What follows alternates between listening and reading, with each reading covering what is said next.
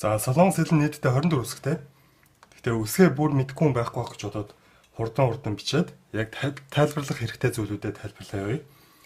За эхлээд эшиг үсгнүүд бол мэдээж А үсэг, Я үсэг, О үсэг, Ё үсэг, У үсэг, Ю үсэг, У үсэг, Ю үсэг, Э үсэг, И үсэг. За тэгээ Г үсэг нээс эхлээд гэгүүлэгч үсдэг шүү дээ. Гэгүүлэгч үсгнүүдийг Кёг, Неон эдэргээд тусдаа нэртэй байдаг. Гэхдээ би ч гэсэн одоо 8 жил болж байгаа нэ тэр нэрнүүдийг нь юусоо мэддэггүй. Тийм болохоор хэрэггүй гэж одоо тайлбарлах өнгөрчий. Угаасаа тэдрийг цээжилжсэний оронд өөр ганц хоёр шинэ үг цээжилжсэн нь илүү дээр. За Г үсгийн хувьд болохоор үгийн ихэнд орохдоо К-аар дуудагддаг. Энийг бол одоо К гэж уншина. К-аар дуудагдана. Харин Г үсг нь өөрөө хоёр болоод орчхороо яг жинхэнэ Г-ээр дуудагддаг. Га. Энийг бол Га гэж уншина. Тэгсээр нэ яг жинхэнэ бүр яг К үсгэн тустай байдаг. Энийг бол К гэдэг. К-г нь илүү тод уншина гэх юм уу да. Тэгээд энэ гурлаа үгийн үеийн доор бачин болоод доотлолт нь орохоор болохоор гурлаа адилхан К, Г хоёрын дунд хавцаар дуудагддаг. Жишээлбэл ГА, Г гэж бичих юм бол ихэнд орж байгаа К-гаар уншин тийм үү. Тэгээ доор орж байгаа нь Г гэхгүйгээр К гэд Г чимшиг К чимшиг уншигддаг. Доотлолт нь 2Г орлоо гэд К бас яг адил.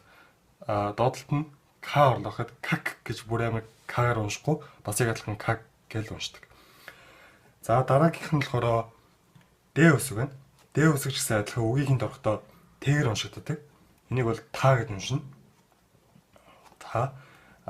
Тэгтээ хоёр болоод орчхороо яг жинхэнэ Д-гээр уншигдана. Да. Тэгсээр нэ бас яг жинхэнэ Т үсэг нь тустай байдаг.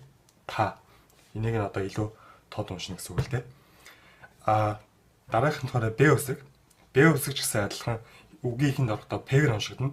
Энийг бол па гэж уншина. Хоёр болоод орчхороо яг жинхэнэ Б-гээр уншигдана. Ба. Тэгсээр нэ бас яг жинхэнэ П нь болохоор энэ. Па. За бас нэг юм үсэг байдаг нь юу гэхээр Ж үсэг. Ж үсэг бас үгийн ихэнд орохдоо энийг одоо чаа гэж уншдаг. Ж гэхгүйгээр чаа гэж уншдаг. Хоёр болоод орчхороо яг жинхэнэ Ж-ээр уншигдана. Жа. Тэгсээр нэ бас яг бүр яг жинхэнэ Ч нь энэ. Ча. Энэ хажуу тишээ зурцсан энэ нэг юу? Босоо зураас шүү за. Ч гэдэг. За Х үсэг гэсэн. Х үсэг ч одоо энэ штэ. Х гэд. Энийг би болохоор ингээ биччихтэй. Илүү амар санагдаад Х гэсэн үг. Х гэж уншина. Х үсэг болохоор хоёр болж орно идэр гэсэн юм байхгүй. За бас миний хамгийн одоо амар үсэг гэх юм бол М үсэг байдаг. Зүгээр дөрвөлжин. Тэгээд үгийн ихэнд орсон ч доор орсон ч ямар ч алгаагүй. Тэгээ бас хоёр болж орно гэсэн юм байхгүй. Ерөөсөө л М үсэг. За дараагийн үсэг нь болохоор юу? Эр үсэг үзье. Эр үсэг заримдаа ил болж ордог шүү дээ. Эр болон ил. Энийг болохоор бас одоо тэр тухайн үг болгондоо жоохон өөрөөр болно л доо. Тэгээд сураад явцад ажимдаа аль үед нь ир, аль үед нь илээр дуудагдгийг ойлгоод явчихна. Ерөнхийдөө бол ингээд бичлэхэд ра гэхээс илүүгээр жоохон ла гэж уншдаг. Тэгээд аль үед ирээр уншдаг вэ гэхээр жишээлбэл 2Б барыда гэдэг энэ одоо хурдан гэсэн үг шүү дээ. Тэгээ энэ ч жишээлбэл барыда гэдэг ирээрээ дуудаж байгаа шээ те.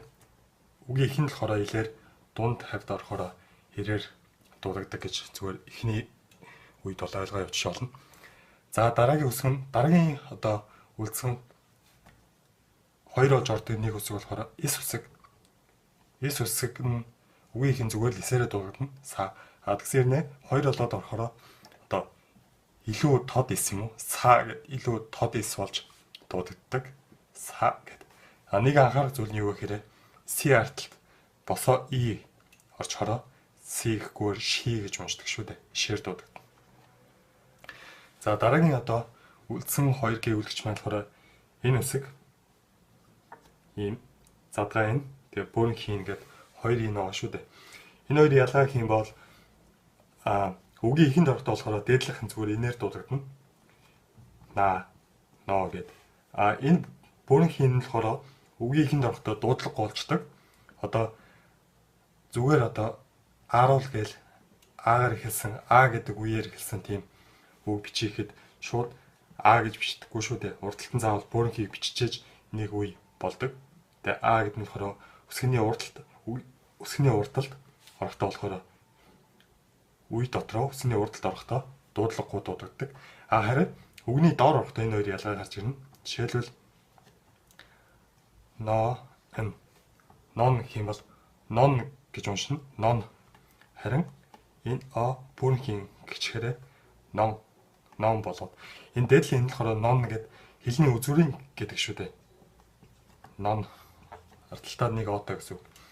Доотлын буурынхийн болохоор ном гэл ном хэлний үгийн гэдэг лөө. Ийм хоёр ялгаатай байна. За ингээд өсгөнүүдээ үзээд дуусчлаа. Дараагийн хичээлээр уулзъя.